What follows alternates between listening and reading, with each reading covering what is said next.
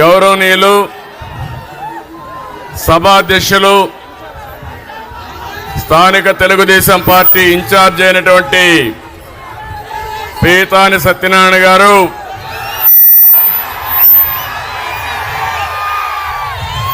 జిల్లా తెలుగుదేశం పార్టీ అధ్యక్షురాలు సీతారాం లక్ష్మి గారు, జిల్లా జనసేన పార్టీ అధ్యక్షుడు గౌరవనీయులు గోవిందరావు గారు, తెలుగుదేశం పార్టీ జనసేన పార్టీకి సంబంధించిన వేదికపై నుండే నాయకులందరికీ, ఈ రెండు పార్టీల తరపున ఈ కార్యక్రమానికి విచ్చేసిన సోదరమణులందరికీ, జిల్లా ప్రజానీకానికి అందరికి కూడా పేరు పేరున మనస్ఫూర్తిగా నమస్కారాలు, అభినందనలు, శుభాభినందనలు. ఒక చల్లని సాయంత్రం, ఆహ్లాదకరమైన సాయంత్రం, ఎటు చూసినా పచ్చని పొలాలే. అదే పశ్చిమ గోదావరి. ఒక మహనీయుడి యొక్క దూరదృష్టి. మన దేశస్థుడు కాదు, బ్రిటన్ నుంచి వచ్చిన సముద్రంలోకి నీళ్లు పోతున్నాయి, ఈ ప్రాంతం కరువుందని ధవళేశ్వరం బ్యారేజ్ కట్టాడు తమ్ముళ్ళు. అది ఆ రోజు చేసిన పని. దానితో ఈరోజు మీరు ఒక్కసారి ఆలోచిస్తే దేశానికి అన్నపూర్ణగా పశ్చిమ గోదావరి జిల్లాలో దేశానికి తిండి పెట్టారు మీరు. అలాంటి ఈ జిల్లాకు రావడం నా అదృష్టంగా భావిస్తున్నా. ఇంకో పక్క అల్లూరి సీతారామరాజు పుట్టిన జిల్లా. బ్రిటిష్ వాళ్ళ గుండెల్లో రైళ్లు పరిగెత్తించి ప్రాణత్యాగం చేసి మనకి స్వాతంత్రం రావడానికి దోహదం చేసిన వ్యక్తి. అలాంటి పుణ్యభూమి జిల్లా. ఇంకో పక్క ఇక్కడ మిమ్మల్ని చూస్తే మంచికి మారు పేరు పశ్చిమ గోదావరి జిల్లా. మన నాయకుడు ఎన్టీ రామారావు గారు ఎప్పుడు చెప్పేవారు,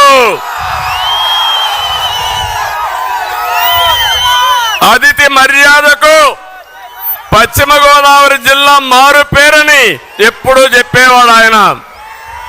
అలాంటి పశ్చిమ గోదావరి జిల్లాకు రావడం చాలా సంతోషం. 2014 15 అసెంబ్లీలు మీరు గెలిపించారు. 3 పార్లమెంట్లు గెలిపించారు. రేపు రాబోయే రోజుల్లో ఎప్పుడు ఎన్నికలు పెట్టినా తెలుగుదేశం జనసేన జైత్రయాత్ర ఇక్కడి నుంచే ప్రారంభిస్తున్నాం. 15 అన్ని పార్లమెంట్ గెలిపిస్తారా లేదా అని మిమ్మల్ని అడుగుతున్నా. గట్టిగా చెప్పాలి. నేను ఒక విషయం అడుగుతున్నా. మీరెప్పుడు కూడా తెలుగుదేశం పార్టీ అంటే ఎప్పుడు అభిమానంగా ఉండేవారు. జనసేన పార్టీ పైన కూడా అభిమానం ఎక్కువ ఉండే జిల్లా ఈ జిల్లా. మొట్టమొదటిసారిగా ఒక్కసారి తప్పుటడుగేశారు. అది 2019లో. అవునా కాదా అని మిమ్మల్ని అడుగుతున్నా. నేను అడుగుతున్నా. ఈ 5 ఏళ్లుగా 4 సంవత్సరాల 9 నెలలు అయిపోయింది. సినిమా అయిపోయింది. తొందరలోనే పోతారు వీళ్ళు. నేను మిమ్మల్ని అందరినీ ఒకటి అడుగుతున్నా. సమాజంలో ఏ ఒక్క వ్యక్తి అయినా ఆనందంగా ఉన్నారా అని మిమ్మల్ని అడుగుతున్నా. 5 సంవత్సరాల్లో మీ జీవితాల్లో మార్పు వచ్చిందా అని మిమ్మల్ని అడుగుతున్నా. మీ ఆదాయం పెరిగిందా అని మిమ్మల్ని అడుగుతున్నా. అంటే మాయ మాటలు ఎవ్రీడే చెప్తున్నారు ఈ ముఖ్యమంత్రి. నేనేదో పనిచేసా బటన్ నొక్కానని. తమ్ముళ్ళు, నాకు కథ జ్ఞాపకం వస్తా ఉంది. ఒక రాజా అనే వ్యక్తి ఎప్పుడు సైకిల్ ఎక్కి తిరిగేవాడు. ఏ కష్టం లేదు, పెట్రోల్ ఖర్చు లేదు, ఎక్కడికి పోవాలన్నా సైకిల్ మీద దూసుకెళ్లిపోయేవాడు. సాఫీగా జరిగింది.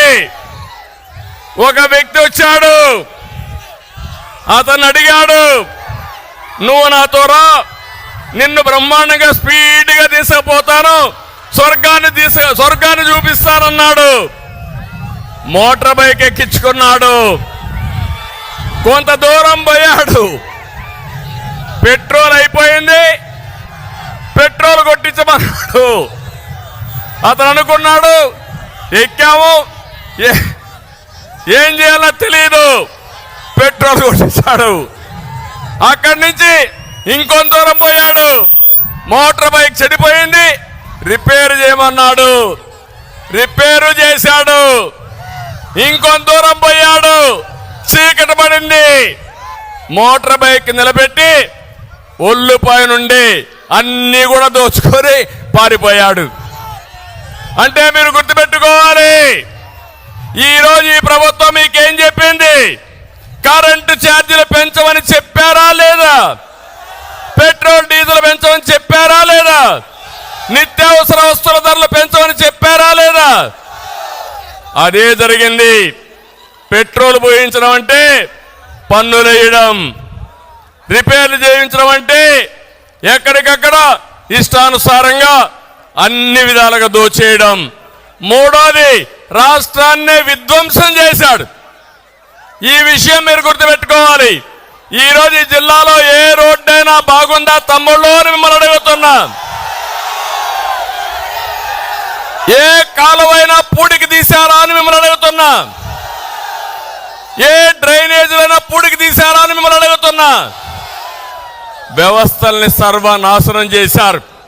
అందుకే అంటున్నా, రజనీకాంత్ డైలాగ్, రాజా అర్థమైందా? ఇప్పటికైనా అర్థం చేసుకున్నారా మీరు అని అడుగుతున్నా. రేపు రాబోయే ఎన్నికల్లో చిత్తుగా ఈ పార్టీని వదిలిపెట్టి భూస్థాపితం చేయడానికి సిద్ధంగా ఉన్నారా తమ్ముళ్ళు అని మిమ్మల్ని అడుగుతున్నా, ఆడబిడ్డలను అడుగుతున్నా. ఈరోజు ఇంకొక పక్కన మీరు చూస్తే ఎక్కడ చూసినా బాధుడే బాధుడు. ఇప్పుడే పీతాని చెప్పాడు, ఇక్కడ ఎమ్మెల్యే ఆకాశం నుంచి ఊడిపడ్డాడు అనుకుంటున్నాడు. ఇక్కడ మీటింగ్ పెట్టుకుంటామంటే వీళ్ళబ్బ సొమ్ము మారిగా అడ్డుపడ్డాడంటే కబద్దార్, జాగ్రత్తగా ఉండమని హెచ్చరిస్తున్నా.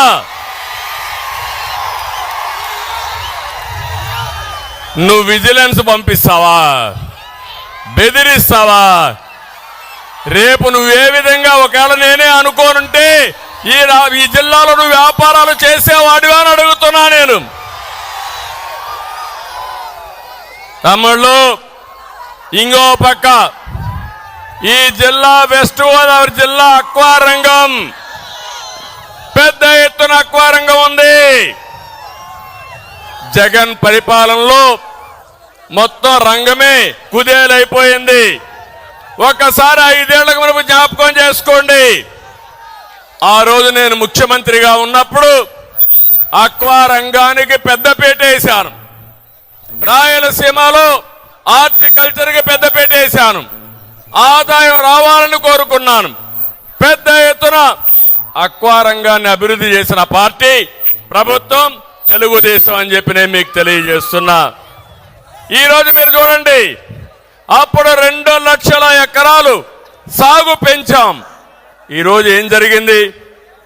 అక్వా రంగంలో సాగు ఖర్చు 3 రెట్లు పెరిగింది. మద్దతు ధర లభించడం లేదు. ఫీడ్ కానీ, మందులు కానీ, కరెంటు బిల్లులు కానీ, సెస్ కానీ పెంచి అక్వా రంగాన్ని చంపేశాడు ఈ ముఖ్యమంత్రి. ఇంకో పక్క ₹1.50కే కరెంట్ ఇస్తానని చెప్పాడు. ఇచ్చాడా అని నేను అడుగుతున్న అక్వా రైతుల్ని. ఇక్కడ చూస్తే జోన్స్ అని పెట్టాడు. జోన్స్ అని పెట్టి జోను నాన్ జోన్ అని, నాన్ జోన్లో ఉంటే ఇష్టానుసారంగా ₹3.50 చేశాడు. 10 ఎకరాల కంటే ఎక్కువ ఉంటే రేట్లు పెంచేశాడు, ఆంక్షలు పెట్టాడు. నేను ఒకటే మీ అందరికీ హామీ ఇస్తున్నా, మళ్ళీ తెలుగుదేశం పార్టీ వస్తుంది, జనసేన ప్రభుత్వం వస్తుంది. ప్రతి ఒక్కరికి ₹1.50కే కరెంట్ ఇచ్చే బాధ్యత తెలుగుదేశం పార్టీ జనసేనది.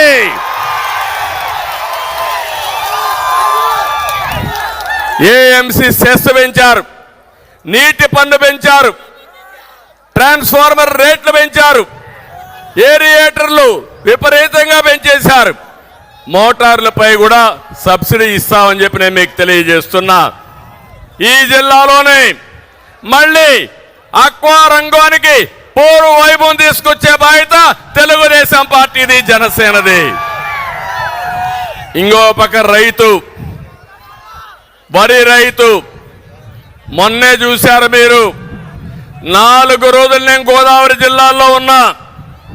మీరు పండించిన పంట కొనకపోతే దోపిడీ జరుగుతూ ఉంటే ఈ దోపిడీ వ్యవస్థ పైన పోరాటం చేశాను. నేను అడుగుతున్నా, ఇప్పుడైనా సరే 4.5 సంవత్సరాలు ఎవరికైనా రైతుకు న్యాయం జరిగిందా అని మిమ్మల్ని అడుగుతున్నా. ఏ కౌలు రైతైనా బాగున్నాడా అని మిమ్మల్ని అడుగుతున్నా. ధాన్యం కొనుగోలుకి గోని సంచులు ఇవ్వలేని దద్దమ్మ ప్రభుత్వం ఈ ప్రభుత్వం. అలాంటి ప్రభుత్వం ఇష్టానుసారంగా చేసే పరిస్థితి వచ్చారు. ఈరోజు రైతుల పరిస్థితులు చూస్తే నీళ్లున్నాయి కానీ క్రాప్ హాలిడే ఇచ్చే పరిస్థితికి వచ్చారు. నీళ్లు కూడా సరిగా ఇవ్వలేకుండా చతికిలబడే పరిస్థితి వచ్చింది. దేశంలో ఎక్కువ అప్పుండే రైతాంగం ఆంధ్రప్రదేశ్లో ఉన్నారు, నెంబర్ 1 అది. రెండోది, ఎక్కువ కౌలు రైతులు ఆత్మహత్యలు చేసుకోవడం 2వ స్థానంలో ఆంధ్రప్రదేశ్ ఉంది. మూడోది చూస్తే రైతు ఆత్మహత్యలు ఎక్కువ ఆంధ్రప్రదేశ్లో ఉన్నాయని చెప్పి నేను మీకు తెలియజేస్తున్నా. మళ్ళీ రైతు రాజ్యం తీసుకొస్తాం, రైతుకు న్యాయం చేస్తాం, మీకు అండగా ఉంటామని ఈ ఆచంట మహాసభలో మీ అందరికీ హామీ ఇస్తున్నానని చెప్పి కూడా నేను మీకు తెలియజేస్తున్నా. ఇంకో పక్క పోలవరం చిరకాల కోరిక. నేను ఆ రోజు పోలవరాన్ని పరిగెత్తించాను. సోమవారం పోలవరంగా మార్చుకున్నాను. 72% పూర్తి చేశాను. ఎవరైనా అసమర్థుడు వస్తే చేతగాని వాడిని అంటాం, కానీ దుర్మార్గుడు వచ్చి ధ్వంసం చేస్తే ఏమనాలో ఒక్కసారి మీరు ఆలోచించండి. 2019లో పోలవరానికి గ్రహణం పట్టింది. జగన్మోహన్ రెడ్డి వస్తారే కాంట్రాక్టర్ని మార్చాడు, ఆఫీసర్లు మార్చారు. అక్కడి నుంచి డయాఫామ్ వాళ్ళు 2 సీజన్లో ఉధృతంగా వర్షం వచ్చి అందులోనే పోయి పూర్తిగా దెబ్బతినే పరిస్థితి వచ్చింది. ఇప్పటికి కూడా అతి లేదు, గతి లేదు, ఏమైంది చెప్పే పరిస్థితి లేరు. కాఫర్ డ్యామ్లో అయితే 2 మధ్య నీళ్లు వచ్చేసే పరిస్థితి వచ్చింది. గైడ్ బండ్ అయితే కుంగిపోయింది. అంటే పోలవరాన్ని గోదావరిలో కలిపేశాడు. నా బాధ అది. నేను ఒకటే చెప్తున్నా, పోలవరానికి గ్రహణం పోవాలంటే ఈ జగన్ పోవాలి. మళ్ళీ పోలవరం పూర్తి చేసుకుని రాష్ట్రానికి నదులను సంధానం చేయడమే కాకుండా ఈ జిల్లాకు 3 పంటలకు నీళ్లు ఇచ్చే బాధ్యత తెలుగుదేశం జనసేన ప్రభుత్వం తీసుకుంటామని హామీ ఇస్తున్నా. ఒక్క విషయం మనం గుర్తుపెట్టుకోవాలి, జగన్మోహన్ రెడ్డి మాట్లాడితే ఒక మాట మాట్లాడతాడు, విశ్వసనీయత. విశ్వసనీయత అవునా కాదా? మడమ తిప్పను. నేను అడుగుతున్న తమ్ముళ్ళు, ఈయన విశ్వసనీయత ఎలాంటిదంటే నేతి బీరకాయలో నేతి ఎంత ఉంటుందో ఈయన ప్రవర్తనలో విశ్వసనీయత అంతే. ఎన్నికల ముందు ఏం చెప్పాడు గుర్తుందా? ఆ రోజు మనకు చెప్పింది ప్రత్యేక హోదా తెస్తా అన్నాడా లేదా అని మిమ్మల్ని అడుగుతున్నా. తెస్తా అన్నాడా లేదా? కేంద్రం మెడలు వస్తా అన్నాడా లేదా? ఎన్నికలు అవుతారో ఏం చేశాడు? సాక్షాత్ మెడలుంచేసి అక్కడి నుంచి కేంద్రంతో భయపడిపోయి కేసుల కోసం సాక్షాత్తు మెడలుంచిన వ్యక్తి జగన్మోహన్ రెడ్డి. మీరు ఒక్క విషయం గుర్తుపెట్టుకోండి, ఎన్నికల ముందు అందరికీ చెప్పాడు కదా, మా ఆడబిడ్డలు ఉన్నారు, ఏమమ్మా మద్యపాన నిషేధం చేస్తా అన్నాడా? మద్యపాన నిషేధం చేయకపోతే మీ దగ్గరకు వచ్చి ఓటడగని చెప్పాడా? రేట్లు తగ్గిస్తానని చెప్పాడా? ఏం చేశాడు? బూమ్ బూమ్ తెచ్చాడు, నాసిరకం బ్రాండ్లు తెచ్చాడు. మద్యం మీరందరూ తాగేది అలవాటు అయింది కాబట్టి ఈరోజు మీరు చూస్తే మద్యాన్ని తాకట్టు పెట్టి 25 ఏళ్లకు అప్పులు తీసుకొచ్చాడు. ఎంత దుర్మార్గం మీరు ఆలోచించండి. ఇది విశ్వసనీయత. నేను అడుగుతున్నా, జగన్మోహన్ రెడ్డి గారు కానీ వైఎస్ఆర్ కాంగ్రెస్ నాయకులు కానీ మీకు ఓటు హక్కు అడిగే అవకాశం లేదు, ఆ అధికారం మీకు లేదు. మద్యపాన నిషేధం మీద మాట తప్పిన మీరు, మడమ తిప్పిన మీరు అడగడానికి అవకాశం లేదని చెప్పి కూడా నేను మీకు తెలియజేస్తున్నా. నాలుగోది మీరు చూస్తే ఊరూరికి వచ్చి ఉద్యోగస్తులతో అన్నాడు సిపిఎస్. అది ఎంత పని? ఒక వారంలో చేస్తా అన్నాడు. ఎన్ని వారాలైనా అడుగుతున్నా ఈ ముఖ్యమంత్రిని, అంగన్వాడీ టీచర్లకి జీతాలు పెంచుతానని చెప్పాడా లేదా అని మిమ్మల్ని అడుగుతున్నా. ఈరోజు అంగన్వాడీ టీచర్ల పైన, ఆయాల పైన ఎస్మా తీసుకొచ్చి ఉద్యోగాలను తీసేస్తానంటున్నాడు. ఈరోజు రాష్ట్రంలో అందరూ ఆందోళన ఉన్నారు. దానికి కారణం ఈ చేతగాని దద్దమ్మ ప్రభుత్వం, అవినీతి ప్రభుత్వం, అసమర్థ ప్రభుత్వం అని చెప్పి కూడా నేను మీకు తెలియజేస్తున్నా. ఏం తమ్ముళ్ళు అడుగుతున్నా, యువతని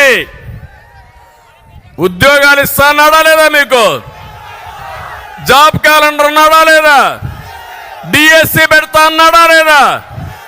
5 ఏళ్లలో ఒక ఉద్యోగం ఇచ్చాడా అని మిమ్మల్ని అడుగుతున్నా. ఎవరికైనా వచ్చిందా అని మిమ్మల్ని అడుగుతున్నా. జాబు రావాలంటే అది మన విశ్వసనీయత, అది ఈ బోగస్ విశ్వసనీయత. ఇంకో పక్క కరెంటు ఛార్జీలు పూర్తిగా తగ్గిస్తా అన్నాడు. ఎన్నిసార్లు పెంచారు? 9 సార్లు పెంచాడు. అంటే లెక్కలేనితనం, చెప్పిన అబద్ధాలు చెప్పకుండా బతుకుతున్నాడు. 200 రూపాయలు కరెంటు బిల్లు ఉంటే ఎంత వస్తుంది? ఇప్పుడు 500, 1000 రూపాయలు అవునా కాదా? ఏమమ్మా ఎంత వస్తుంది కరెంటు బిల్లు? 1000 రూపాయలు. మళ్ళీ చెప్తున్నా, నాణ్యమైన కరెంటు రావాలంటే, కరెంటు రేట్లు పెరగకుండా ఉండాలంటే తెలుగుదేశం జనసేన రావాలి. అమరావతి విషయంలో చెప్పాడు, ఇక్కడే ఇల్లు కట్టుకున్నా అమరావతి మన రాజధాని అని మాయమాటలు చెప్పాడు. ఎన్నికలైనాయి, మాట మార్చేశాడు, ఊసర వెళ్ళి రాజకీయాలు చేశాడు. ఇప్పుడేమంటారు 3 రాజధానులు అన్నాడు. అసలు రాజధాని లేకుండా చేసే పరిస్థితికి వచ్చాడు. కడాన నిన్న మొన్న విశాఖపట్నానికి వెళ్ళడానికి ప్రయత్నం చేశాడు. కోర్టు మొట్టికాయలు వేసింది, నువ్వు ఎక్కడికి పోవడానికి లేదు, ఇక్కడే ఉండాలి, అమరావతిలో ఉండాలని. అన్ని కేసులు ఏప్రిల్కి వేశారు. ఇప్పుడు చెప్తున్నా, నీ పీరియడ్ అయిపోయింది, అమరావతి మన రాజధాని, ఇది తథ్యం. అంటే 5 సంవత్సరాలు రాజధాని లేకుండా చేసినది ఈ జగన్మోహన్ రెడ్డి విశ్వసనీయత. ఇంకో పక్క వస్తా, ఆ వెర్రిపప్పు కూడా వస్తా. వివేకానంద రెడ్డిని చంపేసి నారాసుర రక్త చరిత్ర అని చెప్పి కడాన ఆయన కూతురి పైన కేసులు పెట్టి వేధించడం అంటే మీరు ఒక్కసారి గుర్తుపెట్టుకోవాలి. బాబాయినే చంపేసిన వాడు నువ్వు నేను ఒక లెక్క తమ్ముళ్ళు అని మిమ్మల్ని అడుగుతున్నా. కడాన ఈరోజు మీరు చూస్తే చెల్లెలు ఆ రోజు జగనన్న బాణం, జగనన్న వదిలిన బాణం ఏమైంది? ఈరోజు ఏమైంది? తిరిగి జగనన్న పైన తిరుగుతా ఉంది. వాళ్ళ ఇంట్లో ఉండే వ్యవహారం మనకు సంబంధం అంట, నేనే ఆడిస్తున్నానంట. అంటే ఆ రోజు కూడా నేనే పాదయాత్ర చేయించాను ఆవిడ దగ్గర, ఇప్పుడు నేనే పాదయాత్ర ఆవిడని తిరుగుబాటు చేశాను. అంటే సిగ్గు ఎగ్గు లేకుండా చెప్పిన అబద్ధాలు చెప్పకుండా కళ్ళార్పకుండా అబద్ధాలు చెప్పే వ్యక్తి ఈ జగన్మోహన్ రెడ్డి అని చెప్పి కూడా నేను మీకు తెలియజేస్తున్నా. ఇంకో పక్క మీరు ఒకసారి చూస్తే ఆ రోజు రిలయన్స్ మీద వైఎస్ఆర్ను చంపింది రిలయన్స్ అని దాడులు చేశారు, జ్ఞాపకం ఉందా మీకు? అప్పట్లో తర్వాత ఏం చేశాడు? రిలయన్స్ అధినేత వస్తే నత్వాని వాళ్ళ మనిషికి ఎంపీ రాజ్యసభ ఇచ్చాడు, జ్ఞాపకం ఉందా మీకు? అది విశ్వసనీయత. ఇలాంటి విశ్వసనీయత ఉండే వ్యక్తిని ఏమనాలి నాకైతే అర్థం కాల. నిన్న మొన్న మీరు ఒకసారి చూస్తే ఒక మాట మాట్లాడుతున్నాడు, పెత్తందారులకి పేదవాళ్ళ మధ్య యుద్ధం అంట. ఏంటో నాకు అర్థం కాల ఇది. అంటే ఏం చేసినా జరిగిపోతుందనుకుంటున్నాడు. దేశంలోనే ఎక్కువ సంపద ఉండి ఎక్కువ ఆదాయం వచ్చే ముఖ్యమంత్రి జగన్మోహన్ రెడ్డి. 510 కోట్ల రూపాయల సంపద. దేశంలో ఉండే అందరూ ముఖ్యమంత్రుల ఆదాయం ఎంతుందో దానికంటే ఎక్కువ ఆదాయం సంపద ఈయనకుంది. నేను అడుగుతున్నా, ఇప్పుడు 5 ఏళ్లలో మీ ఆదాయం పెరిగిందా? పెరిగిందా మీ ఆదాయం? ఆయన ఆదాయం పెరిగింది. ఎట్లా పెరిగిందో మీకు చెప్పాలి కదా. ఇప్పుడు చెప్పే ధైర్యం ఈ జగన్మోహన్ రెడ్డికి ఉందా అని అడుగుతున్నా. చెప్తాడా అని మిమ్మల్ని అడుగుతున్నా. తమ్ముళ్ళు ఎక్కడ చూసినా దోపిడీ ఇలాంటివన్నీ చేసి ఇష్టానుసారంగా పెంచుకొని ఈయన వీళ్ళ మనుషులందరూ కూడా దోపిడీ చేసే పరిస్థితికి వచ్చారు. నేను అందుకనే ఈరోజు అడుగుతున్నా, ఇవన్నీ మీరు సంపాదించారు, మీరు దేశంలోనే రిచెస్ట్ మ్యాన్గా తయారయ్యారు. ఈ రాష్ట్రంలో ఉండే ప్రజలు మాత్రం దేశంలో నిరుపేదలుగా తయారయ్యే పరిస్థితి తెచ్చారు. అది మీరు చేసిన ఘనత అని చెప్పి కూడా నేను మీకు తెలియజేస్తున్నా. ఈరోజు ఇంకొక పక్కన ఈ జిల్లాలో ఈ రాష్ట్రంలో మంత్రులు ఉన్నారు. ఏం తమ్ముళ్ళు, ఎవడైనా ఒక్కడైనా సమర్థమైన మంత్రులు ఉన్నారా అని మిమ్మల్ని అడుగుతున్నా. కానీ ఒక పాలసీ పెట్టాడు, ప్రతి ఒక్క మంత్రి ప్రతి ఒక్క ఎమ్మెల్యే మనల్ని తిట్టాలి. మీరు చూస్తే వైసీపీలో బూతు రత్న అయితే ఎమ్మెల్యే టికెట్, బూతు సామ్రాట్ అయితే వాడికి మంత్రి పదవి. ముందు నన్ను తిట్టాలి, పవన్ కళ్యాణ్ తిట్టాలి, లోకేష్ తిట్టాలి, అప్పుడే వీళ్ళకి మంత్రి పదవులు, అప్పుడే ఎమ్మెల్యే సీట్లు, అప్పుడే ఎంపీ సీట్లు. ఇది ఎక్కడ సౌభాగ్యం అని అడుగుతున్నా. డయాఫామ్ వాల్ అంటే తెలియని వ్యక్తి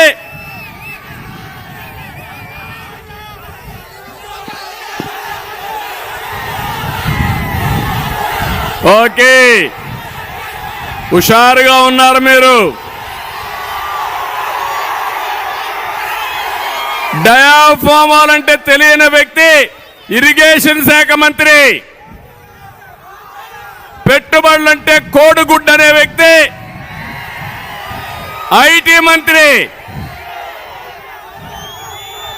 ధాన్యానికి సంచులు ఇవ్వలేని మంత్రి పౌర సరఫరాల మంత్రి, కోర్టు ఫైలు లేపేవాడు వ్యవసాయ శాఖ మంత్రి, గనులు మింగేసేవాడు గనుల శాఖ మంత్రి, క్లబ్బుల్లో డాన్సులు వేసే ఆవిడ మహిళా సంక్షేమం కోసం మాట్లాడుతుంది. ఏం తమ్ముళ్ళు, అర్థమైందా మీకు ఇప్పటికైనా వీళ్ళ యొక్క వేషాలు? వీళ్ళ పెట్టుకొని మనమంతా కూడా రాజకీయం చేయాల్సి వస్తా ఉంది.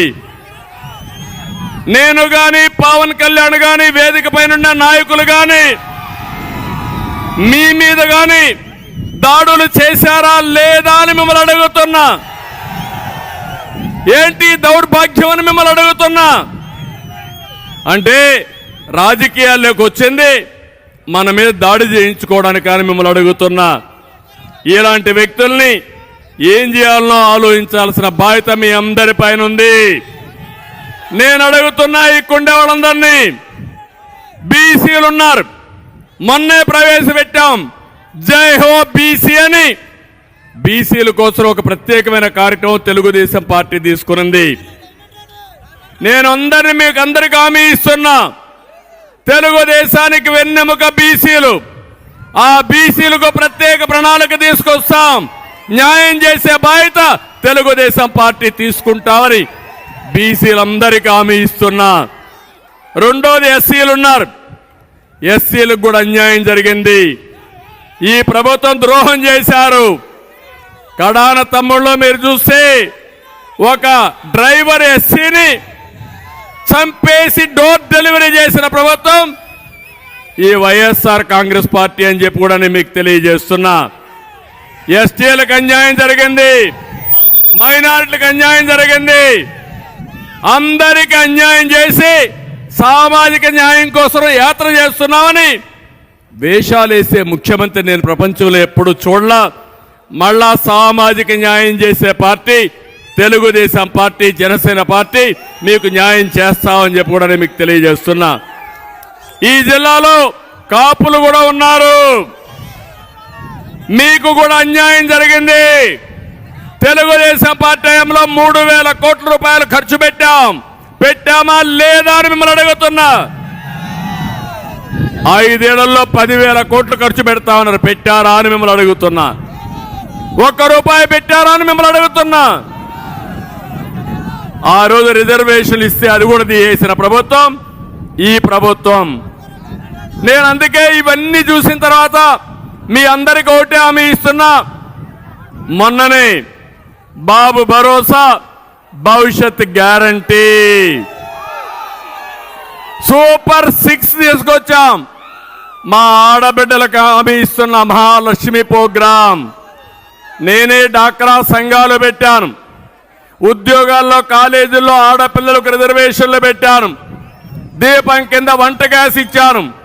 ఈరోజు మీకు హామీ ఇస్తున్నా, ప్రతి ఒక్క మహిళ ఇంట్లో 2 3 నెలకు 1,500 రూపాయలు ఇచ్చే బాధ్యత తెలుగుదేశం పార్టీ, జనసేన తీసుకుంటాం. ఇంతేకాదు ఆడబిడ్డ అమ్మకు వందనం కింద ఇంట్లో ఎంతమంది పిల్లలుంటే అంతమందికి 15,000 రూపాయలు ఇస్తాం. మాట తప్పాడు, అందరికి ఇస్తామని ఒకరికే ఇచ్చారు. నేను హామీ ఇస్తున్నా, ఎంతమంది పిల్లలుంటే అంతమందికి 15,000 ఇచ్చే బాధ్యత తెలుగుదేశం పార్టీ, జనసేన తీసుకుంటాం. మూడోది 3 సిలిండర్లు, గ్యాస్ సిలిండర్లు ఉచితంగా ఇస్తామని మీకు హామీ ఇస్తున్నా. 4వది ఆర్టీసీ బస్సుల్లో ఉచిత ప్రయాణ సౌకర్యం ఏర్పాటు చేస్తాం.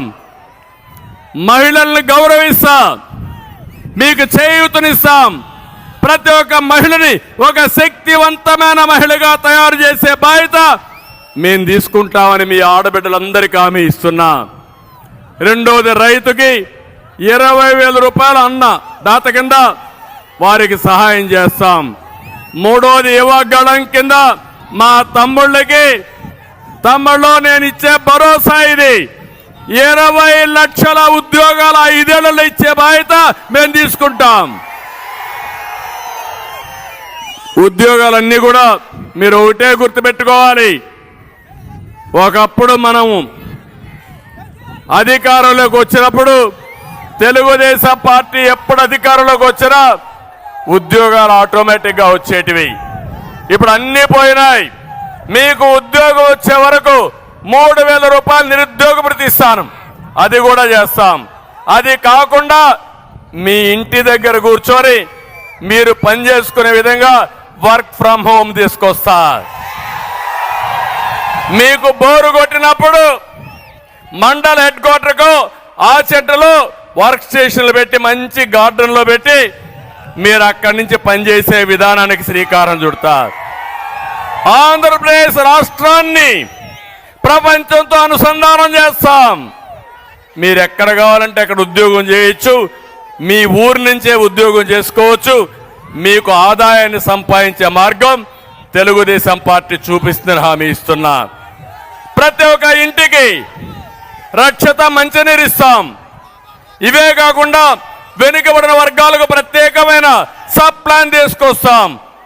ప్రతి ఒక్క వర్గానికి న్యాయం చేసే బాధ్యత, ప్రతి ఒక్క కులానికి న్యాయం చేసే బాధ్యత జనసేన తెలుగుదేశం పార్టీ కూటమి తీసుకుంటుందని చెప్పి నేను హామీ ఇస్తున్నా. అన్నింటికంటే ముఖ్యమైన కార్యక్రమం పేదవాడికి అండగా ఉంటా. నా జీవితంలో ఒకటే ఆలోచిస్తున్నా, పేదరిక నిర్మూలన అనేది నా జీవితాశయం. ఇప్పుడు కూడా నేను శివాలయానికి వెళ్ళాను. అక్కడ కూడా వాళ్ళు ఎవరు చెప్పారు, ఎప్పటి నుంచో ఆ శ్రీరాములు వాళ్ళ కుటుంబం ఆ శివాలయంలో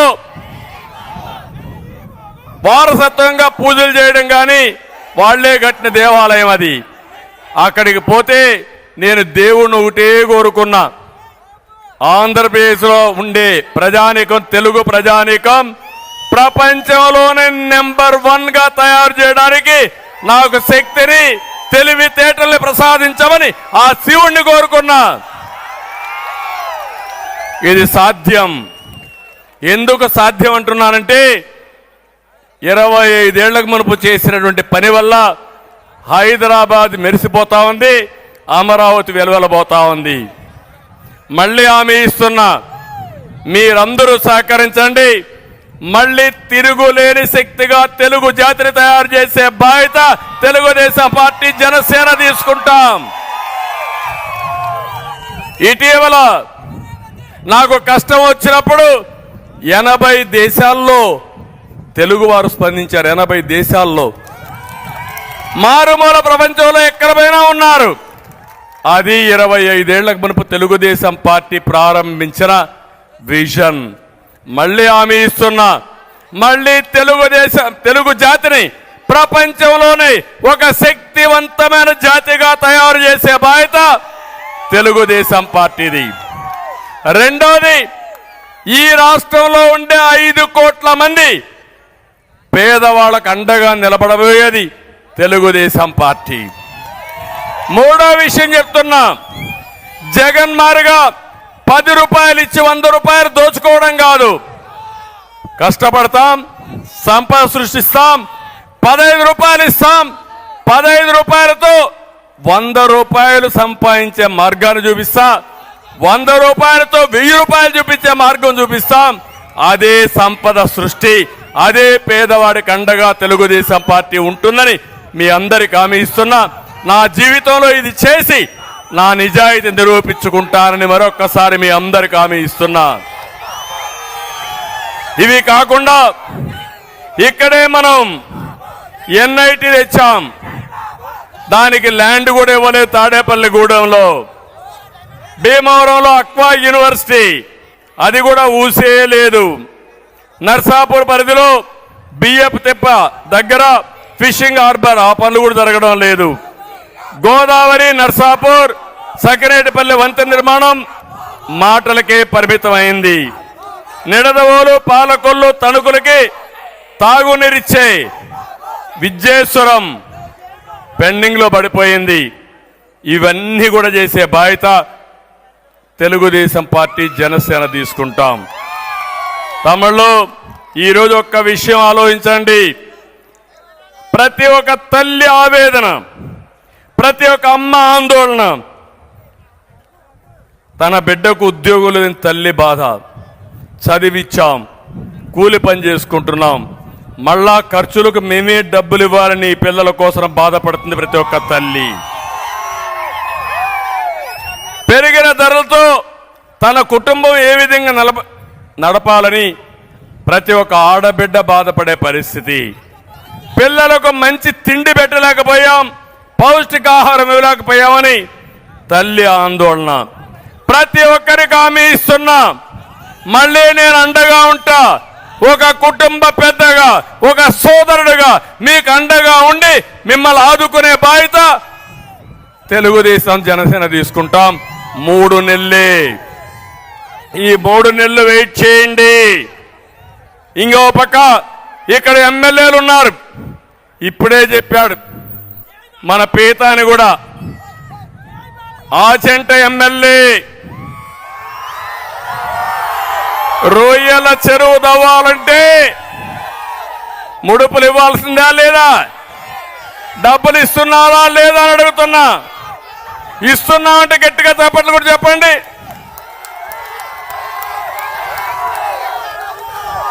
ఇంకో పక్క ఇంటి జాగాకు 50,000 రూపాయల నుంచి 1,00,000 రూపాయలు లంచం.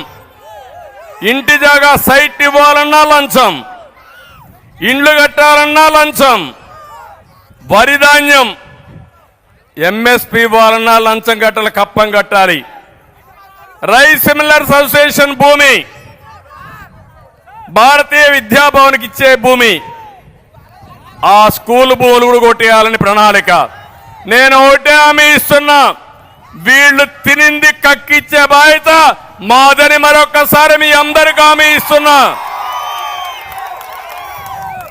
ఇంకో పక్కన తణుకున్నాడు ఎర్రి పప్ప.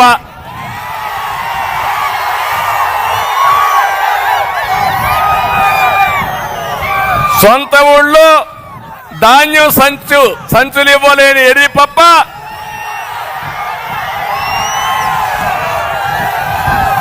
ఏమనాలో నాకు తెలియదు ఎర్రి పప్పని. కానీ రాష్ట్రంలోనే టీడీఆర్ బండ్లో నెంబర్ 1 కుంభకోణం తణుకు నుంచే ప్రారంభమైంది. రాష్ట్రం అంతా చేస్తున్నారు. ఖబర్దార్, జాగ్రత్తగా ఉండండి. టీడీఆర్ బాండ్ల కుంభకోణం మిమ్మల్ని కక్కిచ్చే బాధ్యత తెలుగుదేశం పార్టీ జనసేన తీసుకుంటాం. నియోజకవర్గంలో ఏం కట్టాలన్నా 5% ఈయనకి చెల్లించాల. అది అక్కడుండే ఎమ్మెల్యే. ఇంకొకరు తాడేపల్లిగూడెంలో ఉన్నాడు, చిల్లర కొట్టు పెట్టేశాడు. ఏది బిల్డింగ్ కావాలన్నా ట్యాక్స్ కట్టాల్సింది, లేఅవుట్ వేయాలన్నా ట్యాక్స్ కట్టాల్సింది, అన్నిటికీ ట్యాక్స్లే. భీమవరం ఉన్నాడు గజ దొంగ, మామూలు కాదు. 52 కోట్ల రూపాయల భూమిని కొట్టేశాడు. జగన్మోహన్ రెడ్డి రిషికొండను కొట్టేసి 500 కోట్లతో ప్యాలెస్ కడితే ఇక్కడ భీమవరం ఎమ్మెల్యే ఆయన ఒక ప్యాలెస్ కట్టాడు, పోటీ పడుతున్నాడు. పేదలకు ఇల్లు కట్టలేరు కానీ వీళ్ళు మాత్రం ప్యాలెస్లు కట్టుకుంటారు. నర్సాపూర్లో ఇంకొక ఆయన ఉన్నాడు, ఆయన పేరే నియోజకవర్గాన్ని ప్రసాదం మారిగా మింగేస్తున్నాడు. ఆయన ఒక ఎమ్మెల్యే. పేదలకు ఇళ్ల పట్టాల కోసం తక్కువ ధరకు భూములు కొని మొత్తం వెంచర్లేసి అమ్మేసే పరిస్థితికి వచ్చాడు, గవర్నమెంట్కి ఇచ్చే పరిస్థితికి వచ్చాడు. గోదావరి ఏటికట్టు ఆధునీకరణలో నాసిరకం పనులు చేసి 15 కోట్లు మింగేశాడు. వీళ్ళు ఎమ్మెల్యేలు. నేను అడుగుతున్నా, జగన్మోహన్ రెడ్డి నీకు ధైర్యం ఉందా? ఈ ఎమ్మెల్యేలు మారుస్తావా? నువ్వు చేయలేవు, అది నీ పరిస్థితి. అందుకే నేను ఒకటే ముఖ్యమంత్రి చెప్తుంది, నిన్న మీరు చూశారు పాపం, అంబటి రాయుడు క్రికెటర్, ప్రపంచమంతా ఆడాడు, మంచి పేరుంది, ప్రజాసేవ చేయాలనుకున్నాడు. జగన్మోహన్ రెడ్డి పిలిచాడు, పిలిచి నీ గుంటూరు సీట్ ఇస్తామన్నాడు. సరే అన్నాడు. రెండో రోజు ఇంకొకరిని పిలిచి నీకు కూడా గుంటూరు సీట్ ఇస్తామన్నాడు.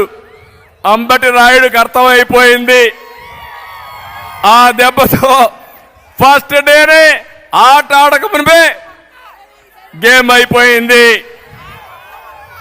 క్లీన్ బౌల్డ్ అర్థమైపోయింది. ఇంకా లాభం లేదని పారిపోయాడు అంబటి రాయుడు. మీకు అర్థమయ్యా తమ్ముళ్ళు, ఇప్పటికైనా మోసం ఎట్ట చేస్తాడని. జీవితాలతో ఆడుకునే వ్యక్తి ఈ జగన్మోహన్ రెడ్డి. అలాంటి వ్యక్తిని మనం ఒకసారి ఆలోచించుకోవాల్సిన అవసరం ఉంది. ఇంకో పక్క ఇక్కడ చూస్తే వారి రైతుకు, కౌలు రైతుకు నేను ఒకటే చెప్తున్నా, మీకు న్యాయం చేపిస్తారని హామీ ఇస్తున్నా. టిట్కో ఇండ్లన్నీ కూడా తెలుగుదేశం పార్టీ వస్తానే ఉచితంగా మీకు అప్పచెప్పే బాధ్యత, కట్టించే బాధ్యత మాదని మరొక్కసారి మీ అందరికి హామీ ఇస్తున్నా. త్రాగునీటి సమస్య పరిష్కారం చేస్తాం.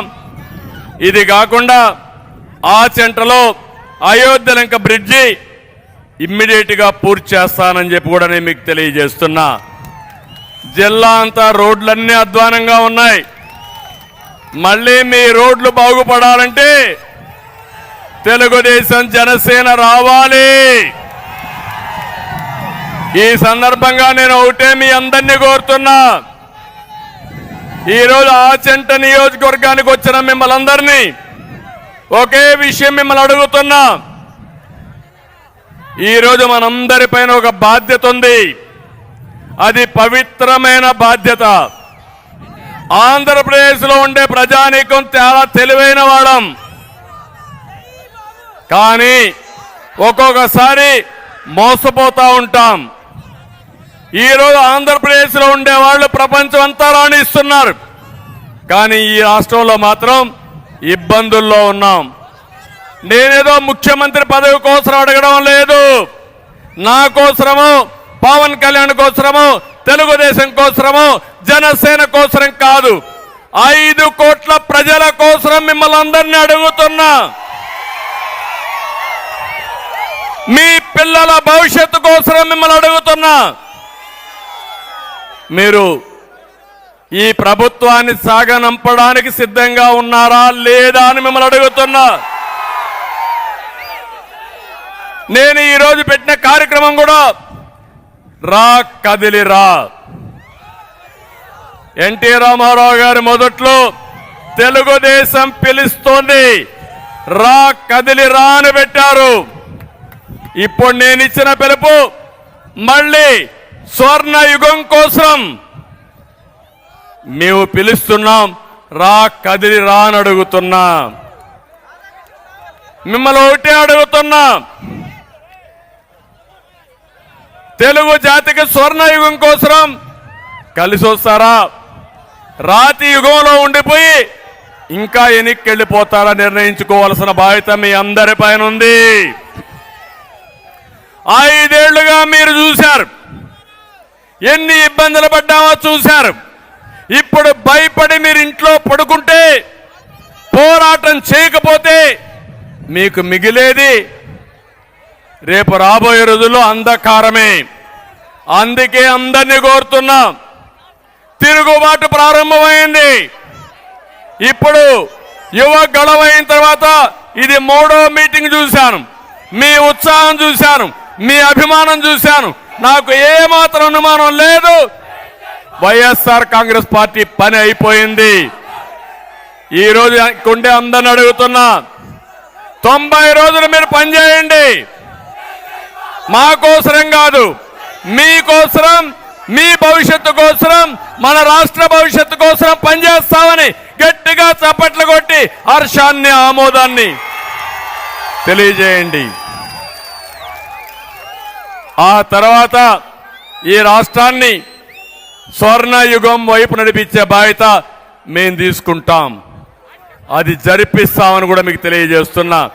ఈరోజు హైదరాబాద్ మీరు చూశారు, అప్పుడప్పుడు వెళ్తూ ఉంటారు. 25 ఏళ్లకు మునుపు ప్రారంభించిన అభివృద్ధి ఈరోజు వాళ్ళు కంటిన్యూ చేశారు. ఇక్కడట్టు కాకుండా ఇష్టానుసారంగా చేసే పరిస్థితికి వచ్చారు. అందుకే నేను ఇప్పుడు ఒక్కొక్కటి తమ్ముడు వినాల వినాలి వినాల వినాల వినాలి ఇను ఇను ఇను నేను చెప్పిన దాన్ని గట్టిగా స్లోగన్ ఇవ్వండి.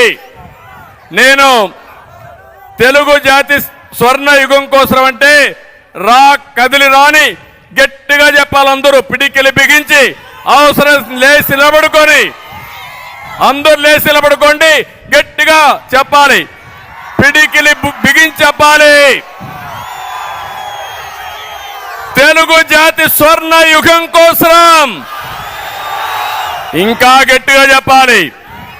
ప్రతి ఒక్కరి గుండెల్ని కదిలించే పరిస్థితి రావాలి. తెలుగు జాతి స్వర్ణ యుగం కోసం,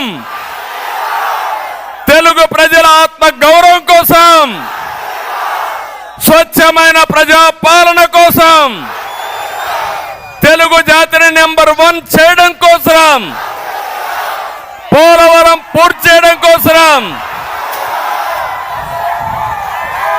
రైతుల భవిష్యత్తు కోసం, అక్వా రైతుల కోసం, మన బిడ్డల ఉద్యోగాల కోసం, ఆడబిడ్డల రక్షణ కోసం రాష్ట్రాన్ని కాపాడుకుందాం. చాలా సంతోషం. మళ్ళీ అడుగుతున్నా, సైకో పోవాలి. ఇక్కడ జనసేన కూడా ఉంది కాబట్టి సైకో అంటే పోవాలని గట్టిగా చెప్పాలి. సైకో, సైకో పాలన, సైకో పాలన. అదే మాదిరిగా తెలుగుదేశం జనసేన కూటమి వర్ధిల్లాలని చెప్పాలి. తెలుగుదేశం జనసేన కూటమి, తెలుగుదేశం జనసేన కూటమి, తెలుగుదేశం జనసేన కూటమి. అదే సమయంలో ఎన్టీఆర్ అంటే అమరాయ్. ఎన్టీఆర్, ఎన్టీఆర్, ఎన్టీఆర్. తమ్ముళ్ళు మళ్ళా గుర్తు చేస్తున్నా, మొన్ననే క్రిస్మస్ చేసుకున్నాం, నిన్ననే నూతన సంవత్సరాన్ని మనం సెలబ్రేట్ చేసుకున్నాం. తొందరలోనే సంక్రాంతి వస్తుంది. సంక్రాంతి వేడుకలు పశ్చిమ గోదావరి జిల్లాలో చాలా బాగా జరుగుతాయి. వేరే అన్ని ప్రాంతాల నుంచి పశ్చిమ గోదావరి జిల్లాకు వస్తారు. దానికంటే మన సాంప్రదాయాలు నేను చెప్పను. మీ అందరూ కూడా సంక్రాంతి బ్రహ్మాండంగా జరుపుకోవాలని మనస్ఫూర్తిగా ఆకాంక్షిస్తున్నా. అందరికీ సంక్రాంతి శుభాకాంక్షలు. మళ్ళీ ఒకటి కోరుతున్నా, ఈ సంక్రాంతి ఎట్లా జరుపుకుంటామో రేపు ఎన్నికలకు కూడా సిద్ధం కావాలి. ఇంటింటికి వెళ్ళాలి, ప్రతి ఒక్కరికి చెప్పాలి, చైతన్యాన్ని కలిగించాలి. రేపు రాబోయే రోజుల్లో వైఎస్ఆర్ కాంగ్రెస్ పార్టీని చిత్తుగా ఓడించాలి, బంగాళాఖాతంలో కలిపేయాలి. సిద్ధమా అని మిమ్మల్ని అడుగుతున్నా. అది చేసి ఈ రాష్ట్రాన్ని కాపాడుకోవడానికి ముందుకు రావాల్సిందిగా మరొక్కసారి అందరినీ కోరుకుంటూ చేస్తారని చెప్పి ఆశిస్తూ, ఈరోజు నేను ఇక్కడికి వచ్చినప్పుడు మీరు చూపించిన అభిమానానికి పేరు పేరున అందరికి కూడా మనస్ఫూర్తిగా నమస్కారాలు. ఈ మీటింగ్ బ్రహ్మాండంగా జయప్రదం చేసిన రెండు పార్టీ నాయకులకి, కార్యకర్తలకి అందరికీ ధన్యవాదాలు. Thank you. అందరికీ నమస్కారాలు. జై హింద్.